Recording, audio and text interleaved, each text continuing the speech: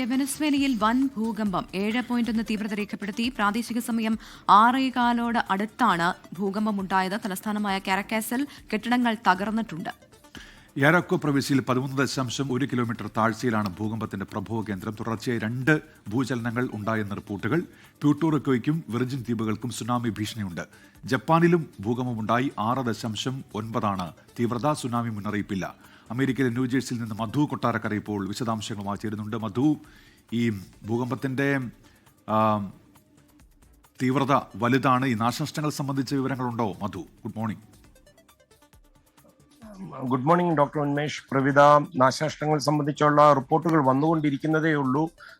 വൈകുന്നേരമാണ്, അതായത് അല്പം മണിക്കൂറുകൾക്ക് മുമ്പാണ് വെനസ്വേല നടുക്കി അതിശക്തമായ 2 ഭൂചലനങ്ങൾ, അതും ഒന്നിനു പുറകെ ഒന്നായി ഉണ്ടായത്. US ജിയോളജിക്കൽ സർവേയുടെ കണക്കുകൾ പ്രകാരം ഇതിൽ ആദ്യത്തെ ഭൂചലനത്തിന്റെ തീവ്രത റിക്ടർ സ്കെയിലിൽ 7.1 രേഖപ്പെടുത്തിയിരിക്കുന്നത്. അതുപോലെ കരീബിയൻ തീരത്തുള്ള മൊറോൺ കമ്മ്യൂണിറ്റിക്ക് പടിഞ്ഞാറാണ് ഇതിന്റെ പ്രഭവ കേന്ദ്രം എന്നുള്ള റിപ്പോർട്ടുകളും വരുന്നുണ്ട്. വെനസ്വേലയുടെ തലസ്ഥാനം കാരക്കാസിൽ നിന്ന് ഏകദേശം ഒരു 168 കിലോമീറ്ററോളം ദൂരെയാണ് ഈ ഭൂകമ്പം ഉണ്ടായത്. ഭൂമിക്കടിയിൽ 13 കിലോമീറ്റർ ആഴത്തിലാണ് ഈ ഭൂചലനം ഉണ്ടായത്.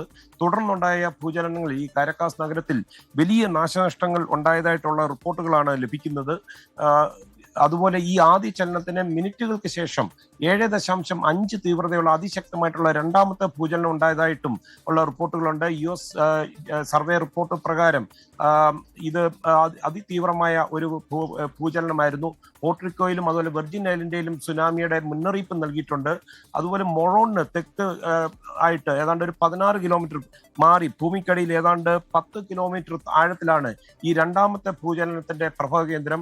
കെട്ടിടങ്ങളൊക്കെ വലിയ കുലുക്കമായിരുന്നു. ഇതിനെ തുടർന്ന് ആളുകളൊക്കെ പരിഭ്രാന്തരായി പുറത്തേക്ക് ഓടുന്ന വിഷ്വൽസ് ഒക്കെ വന്നിട്ടുണ്ട്. പല കെട്ടിടങ്ങളുടെയും ഈ മതിലുകൾ പൂർണ്ണമായി തകർന്ന നിലയിലാണ്. അതുകൊണ്ട് തന്നെ ഇവയ്ക്കുള്ളിലുള്ള സാധനങ്ങളും അതുമൊക്കെ നമുക്ക് ഈ വിഷ്വൽസിൽ കാണുവാൻ പറ്റും. ഇതുപോലെ വളരെ തിരക്കേറിയ റെസ്റ്റോറന്റുകളും വ്യാപാര സ്ഥാപനങ്ങളും ഒക്കെ ഉള്ള തലസ്ഥാനമാണ് ഈ വെനസ്വേലയത്. അവിടെ 2 പ്രദേശങ്ങളിൽ പൊടിപടലങ്ങളും ഒക്കെ ഉയരുന്നതും ജനങ്ങൾ ഓടുന്നതും കാണാം. ഇവരുടെ ആഭ്യന്തര മന്ത്രി ഡിയോസ്ഡാഡോ കബെല്ലോ ഇത് സംബന്ധിച്ച് കൂടുതൽ വിവരങ്ങൾ നൽകുന്നുണ്ട്.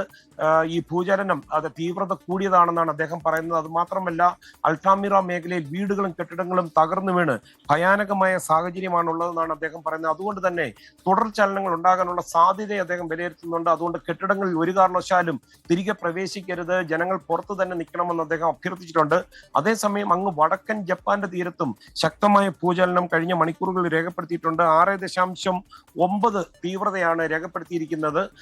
ജപ്പാൻ കാലാവസ്ഥാ ഏജൻസിയുടെ റിപ്പോർട്ട് പ്രകാരം രാവിലെ 7:00 ഇവാറ്റെ പ്രിഫെക്ചർ എന്ന് പറയുന്ന സ്ഥലത്ത് ആ തീരത്താണ് ഈ ഭൂകമ്പം അനുഭവപ്പെട്ടത്. ഭൂമിക്കടിയിൽ ഏകദേശം 50 കിലോമീറ്റർ ആഴത്തിലാണ് ജപ്പാനിലെ ഈ ഭൂചലനത്തിന്റെ പ്രഭവ കേന്ദ്രം. ഉന്മേഷ്, പ്രവിധ. ചെറിയതാണ്, വലിയ ഭൂകമ്പമാണ് ഉണ്ടായിരിക്കുന്നത്. നിരവധി കെട്ടിടങ്ങൾ തകർന്നിട്ടുണ്ട്. നാശനഷ്ടങ്ങൾ എത്രത്തോളം ഉണ്ടെന്ന് അറിവായി വരുന്നതേ ഉള്ളൂ എന്നുള്ള വിവരമാണ് ഇപ്പോൾ മധു കൊട്ടാരക്കര നൽകിയത്.